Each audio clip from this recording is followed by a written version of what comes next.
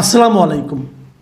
প্রিয় দর্শক, আপনারা একটা জিনিস খেয়াল করে থাকবেন যে ইদানিং এই স্বৈরাচার বিরোধী আন্দোলনে যারা নিহত হয়েছিলেন পুলিশের গুলিতে অথবা অন্য কারো গুলিতে, সে সমস্ত মামলা একটা একটা করে মামলা হচ্ছে এবং প্রায় প্রতিটা মামলাতেই শেখ হাসিনাকে হুকুমের আসামি করা হচ্ছে যে উনি হুকুম দিয়েছিলেন বলেই এ ধরনের অঘটন ঘটছে। এবং এর মধ্যে কয়েকটা মামলায় একটা বিশেষ নাম আমরা দেখছি। সেই নামটা কার? যে বিচারপতি খায়রুল হক। বিচারপতি খায়রুল হককে উনি একসময় বাংলাদেশের প্রধান বিচারপতি ছিলেন। তারপরে উনি 2013 সালে সরকার তাকে আইন কমিশনের চেয়ারম্যান হিসেবে নিয়োগ দেয়। এরপর থেকে প্রতি 3 বছর মেয়াদী এই পোস্টটা, প্রতি 3 বছর পর পর তাকে মেয়াদ বাড়াতে থাকা হয়। এর মধ্যে প্রায় তাকে 4 দফা তাকে 3 দফা তার মেয়াদ বৃদ্ধি করা হচ্ছে। প্রথমবার তো নিয়োগ পেলেন, তারপর আরও 3 দফা তার মেয়াদ বৃদ্ধি করে এখনও উনি ওই পদে আছেন।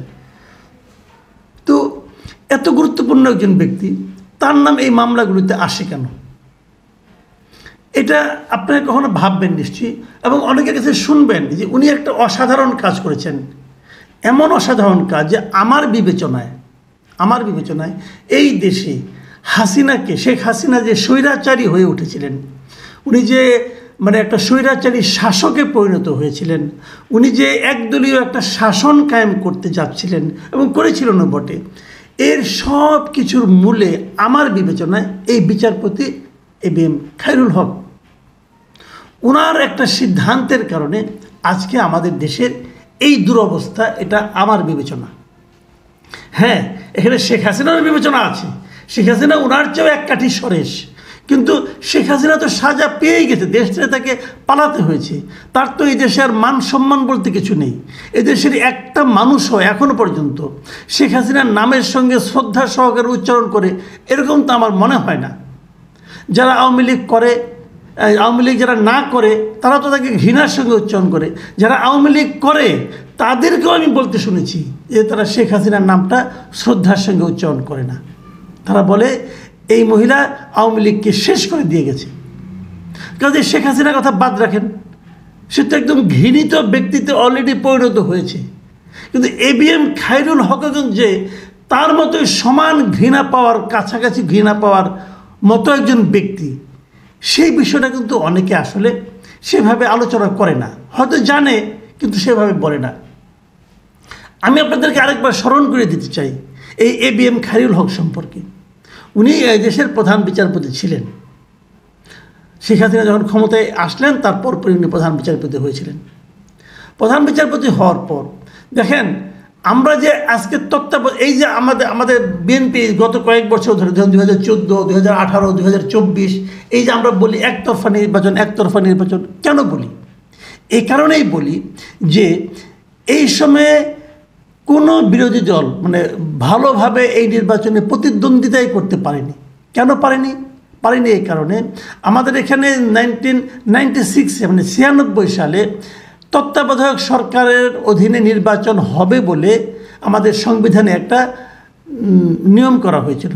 সংবিধানের সংশোধন করে, সংবিধানের 13তম সংশোধন, যেটা ত্রয়োদশ সংশোধনের মাধ্যমে সেই জিনিসটা করা হয়েছিল যে আমাদের প্রত্যেকটা নির্বাচন একটা তত্ত্বাবধায়ক সরকারের অধীনে হবে। এবং সেইভাবেই কিন্তু 2008 সালের নির্বাচনে শেখ হাসিনা ক্ষমতায় এসেছিল। কিন্তু তারপরে যে এই এবিএম খায়রুল হক এই নিয়মটাকে চেঞ্জ করে দেয়।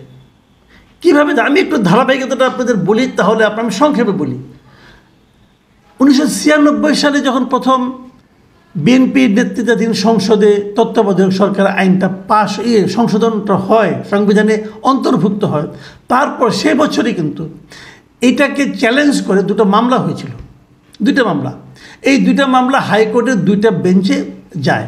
2টা বেঞ্চই হাইকোর্টের 2টা বেঞ্চি এই মামলা 2টাকে খারিজ করে দেয়। খারিজ করে দিলে পরে তারপরে এই মামলাগুলো আপিল বিভাগে যায়, যেটা নিয়ম ধারাবাহিকভাবে উপর দিকে উঠতে থাকে, আপিল বিভাগে যায়। সেই আপিল বিভাগে এইভাবে এটা থেকে যায়। তারপরে কয়েক বছর পরে আমি এটা পরে আলোচনা আসছি, কখন সেটা উঠলো এই আলোচনা আমি বলছি আপনাকে। এর আগে 2008 সালে ক্ষমতায় যাওয়ার পর আওয়ামী লীগ গভর্নমেন্ট একটা সংবিধান সংশোধন করতে চায় এবং সেজন্য 2010 সালে তারা একটা কমিটি করে দেয় যে আমরা একটা সংবিধান সংশোধন করতে চাই এবং কিছু কিছু জায়গায় চেঞ্জ করা দরকার। এই জন্য তারা একটা কমিটি করে, সেই কমিটির মেম্বার ছিল 15 জন এবং সেই কমিটিতে সাজিয়া চৌধুরী ছিল চেয়ারপারসন, কো চেয়ারম্যান ছিল হলো আপনার সুরঞ্জিত সেনগুপ্ত, আর 12 জন ছিল আওয়ামী লীগের লোক আর 3 জন ছিল আওয়ামী লীগের শরিক দলের লোক। বিএনপির কেউ সেই কমিটিতে নিজেদের মেম্বার দিতে চায়নি। ঠিক আছে, তারা বিভিন্ন রাজনৈতিক দলের সঙ্গে আলোচনা করে যে সংবিধানে কী কী চেঞ্জ আনা যায়। সেখানে কিন্তু আওয়ামী লীগের রাজনৈতিক দলের সঙ্গে আলাপ করা হয় এবং আওয়ামী লীগের রাজনৈতিক দলের নেতা হিসেবে শেখ হাসিনা যেও সেই কমিটির কাছে বলে যে আমরা তত্ত্বাবধায়ক সরকারটা থাকুক, এটা চাই, এটা কিন্তু তারা বলে। কিন্তু এর মধ্যে 2011 সালের 10 মে যে ঘটনাটা ঘটে, ওই যে একটা আপিল ছিল, আমি বলেছিলাম যে 96 সালে একটা করা হয়েছিল, মামলা করা হয়েছিল, যেটা নাকি হাইকোর্ট খারিজ করে দিল। সেই মামলার যে আপিল যেটা ছিল, সে আপিলের রায় দেওয়া হয় 2011 সালের 10 মে। সেখানে একটা বিভক্ত রায় হয়। বিভক্ত রায় মানে প্রধান বিচারপতি সহ 7 জন ছিল, 3 জন করে রায় দেয়। 3 জন বলে যে তত্ত্বাবধায়ক সরকার থাকা উচিত, 3 জন বলে তত্ত্বাবধায়ক সরকার থাকা উচিত নয়। এই সময় অনেকে অ্যামিকাস কিউরি বলে, আর বিভিন্ন আইনজীবীদেরকে নেওয়া হয়েছিল মতামত। তারা প্রায় 1 জন বাদে প্রায় সবাই বলেছিল যে তত্ত্বাবধায়ক সরকার থাকা উচিত।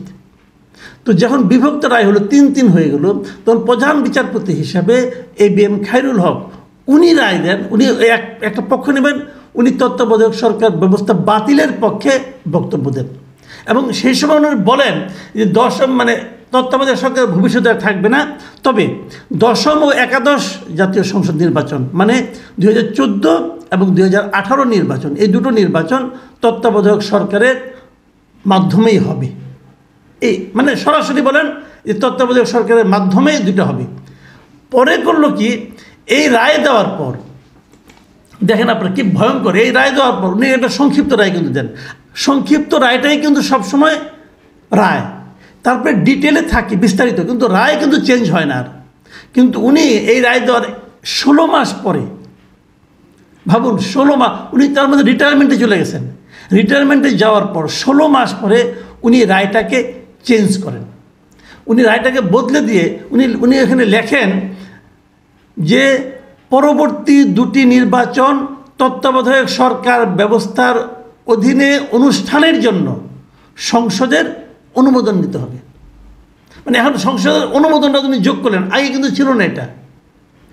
এইটা যখন করলেন তখন সংসদে শেখ হাসিনার আজ্ঞাবহ, এবং তখন তারা সংসদে অনুমতি আর দিল না, বরঞ্চ তারা কী করলো, সংসদে এই সংবিধানটা পাশ করলো, পঞ্চদশ সংবিধান যেটা আমরা বলি, 2011 সালের 30শে জুন উনি পাশ করে ফেলাইল। আগেই ওই 16 মাস পরে যে রায়টা দিয়েছিলেন উনি, তার আগেই কিন্তু তারা সংবিধানের সংশোধনী পাশ করে ফেললো, যেখানে তত্ত্বাবধায়ক সরকারের ব্যবস্থা থাকলো না। না থাকাতে কী হলো, দলীয় সরকারের অধীনে নির্বাচন হলো, 2018 হলো, 2024 হলো, 2014 হলো, এবং সবগুলি নির্বাচনে নিজের মতো করে উনি ক্ষমতা বন্টন করলেন এবং নিজেই সর্বা হয়ে উঠলেন, নিজে একজন স্বৈরাচারী শাসকে পরিণত হলেন। তাহলে এই যে শেখ হাসিনা স্বৈরাচারী শাসকে পরিণত হওয়া, এর বীজটা কিন্তু বপন করেছিল এই ABM খায়রুল হক।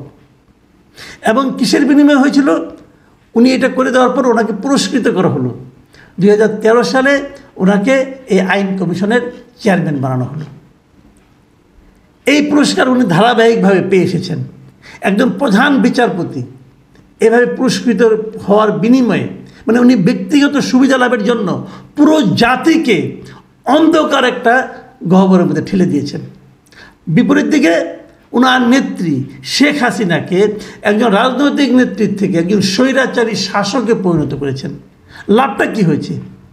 লাভটা হয়েছে স্বৈরাচারী শাসক শেখ হাসিনা এদেশ থেকে বিতাড়িত হয়েছে, অপমানিত হয়ে বিতাড়িত হয়েছে, পালিয়ে যেতে বাধ্য হয়েছে। পালিয়ে গিয়ে ভারতে যে এখন সে মোটামুটি একজন এতিমের মতো অবস্থান করছে। আর এই দেশের মানুষ 2014 থেকে শুরু করে 2024 10টা বছর এক স্বৈর শাসক দ্বারা নিষ্পেষিত হয়েছে। এক অন্ধকার গণতন্ত্র, এক অন্ধকার গহ্বরে পড়ে গিয়েছে। কিসের বিনিময়ে? ওনার আইন কমিশনের চেয়ারম্যান হওয়ার বিনিময়ে। উনি আইন কমিশনের চেয়ারম্যান হবেন, এটা হওয়ার বিনিময়ে পুরো দেশের এই 12টা বাজিয়ে দিয়েছে এই একটা মাত্র মানুষ। তার বিরুদ্ধে মামলা হয়েছে। এর মধ্যে দেখলাম শাহবাগ থানায় তার বিরুদ্ধে একজন মামলা করেছেন যে উনি এরকমভাবে রায় জালিয়াতি করেছেন। ওই যে রায়টা উনি সংশোধন করেছেন, আইনের ভাষায় এটা উনি করতে পারেন না, এই জন্য ওনার বিরুদ্ধে রায় জালিয়াতির একটা মামলা হয়েছে গত রবিবার 18 তারিখে।